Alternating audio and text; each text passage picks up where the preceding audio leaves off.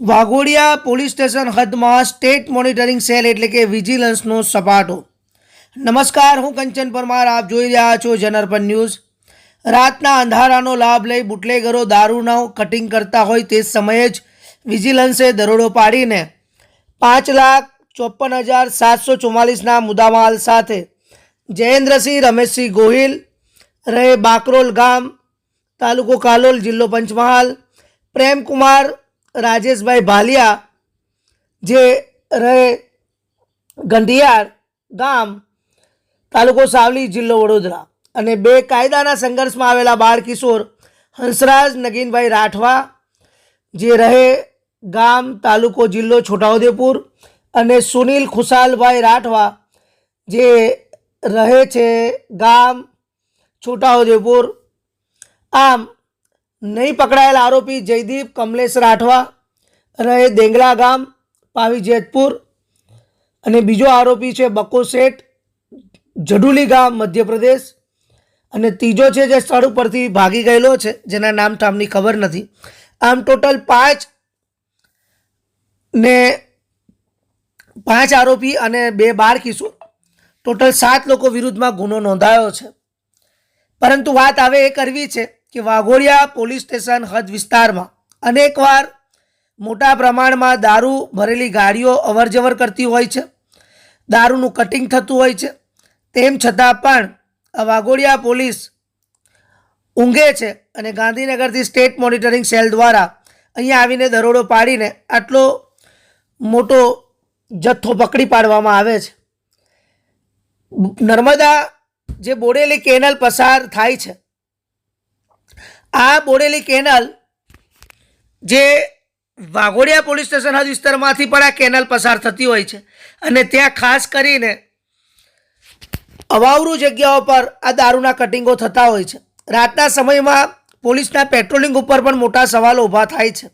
એ પછી ખેરવાડી હોય કે પછી કેનલની અવાવરૂ જગ્યાઓ હોય કે પછી સ્થાનિક બુટલેગરો હોય, આટલા મોટા પ્રમાણમાં 2 વ્હીલર ગાડીઓ પર આ દારૂ આવે છે, 4 વ્હીલર ગાડીઓમાં દારૂ લઈ જવાય છે.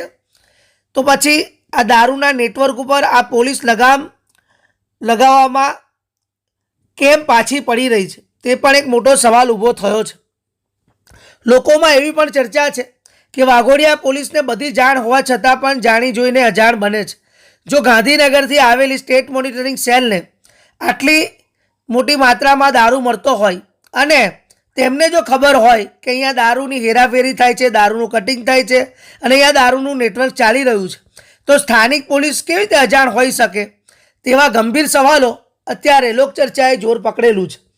આપ જોઈ શકો છો કે ભારતીય બનાવટની વિદેશી દારૂની બોટલ તથા બિયરના ટીન કુલ 1373 નંગ સ્ટેટ મોનિટરિંગ સેલ દ્વારા ઝડપી પાડવામાં આવ્યા છે, અને કુલ વાહનો 4 છે, જેમાં 3 2 વ્હીલર ગાડીઓ છે અને 1 ઇકો વાન છે.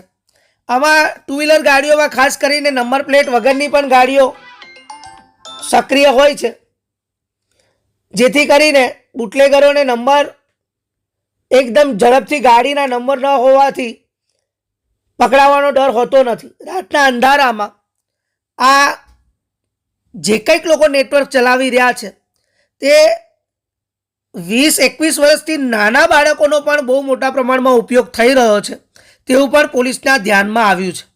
આ નાના બાળકો પણ ગાડીઓ 2 વ્હીલર ગાડીઓ લઈને આવે છે, મધ્યપ્રદેશથી, છોટાઉદેપુરના હોય, પાવી જેતપુરના હોય, અને દારૂનું હેરાફેરી કરીને આમનો બાળકોનો જ્યારે અભ્યાસનો સમય છે તે સમયમાં આ દારૂના ધંધામાં તેને નાખવામાં આવે છે અને પૈસાની લાલચો આપીને તેનું કેરિયર પણ બગાડવામાં આવે છે. હવે જોવાનું રહેશે કે સ્ટેટ મોનિટરિંગ સેલના સપાટા બાદ વાઘોડિયા પોલીસ કેટલી ઝડપથી કામગીરી કરે છે, સ્થાનિક બુટલેગરોનું વેચાણ બંધ કરાવે છે, દારૂના નેટવર્ક જે કટિંગ થાય છે તે બંધ કરાવે છે, કેટલી જલ્દીથી પોતાના વિસ્તારમાં આટલું મોટું જે નેટવર્ક ચાલે છે તેના પર વાઘોડિયા પોલીસ આવી રીતે કેવી રીતે લગામ કસે છે તે જોવાનું રહ્યું. બાકી સ્ટેટ મોનિટરિંગ સેલે સપાટો આપીને વાઘોડિયા પોલીસને ઊંઘથી ઝડપાય તે સાબિત કરી બતાવ્યું છે. વાઘોડિયાના પીઆઈ હિતેન્દ્રસિંહ ગોહિલ અને વાઘોડિયાનો હાલનો વહીવટ કરનાર નિલેશભાઈ કરીને આ પોલીસ કર્મચારીઓ, ખાસ કરીને વાઘોડિયાના પીઆઈ હવે પોતાના તાબામાં આવેલા જે પોલીસ કર્મચારીઓ છે તેને કેવો આદેશ કરે છે અને કહેવામાં આવે છે કે ભાઈ આપણા વિસ્તારમાં આટલું મોટું નેટવર્ક ચાલે છે, તેનાથી શું પીઆઈને કર્મચારીઓ દ્વારા અજાણ રાખવામાં આવેલા છે કે પોલીસ પીઆઈ બધું જાણે છે અને જાણીને અંજાન બને છે, તે હવે ટૂંક સમયમાં જ ખબર પડશે. કારણ કે આટલું મોટું નેટવર્ક જો ગાંધીનગરથી સ્ટેટ મોનિટરિંગ સેલને ખબર પડતી હોય તો સ્થાનિક પોલીસ કેવી રીતે અજાણ હોઈ શકે, તે પણ ગંભીર સવાલો સાથે લોકચર્ચાએ ભારે જોર પકડેલું છે અને વાઘોડિયા પોલીસ ખાસ કરીને નિષ્ક્રિય છે તે જોવા મળી રહ્યું છે.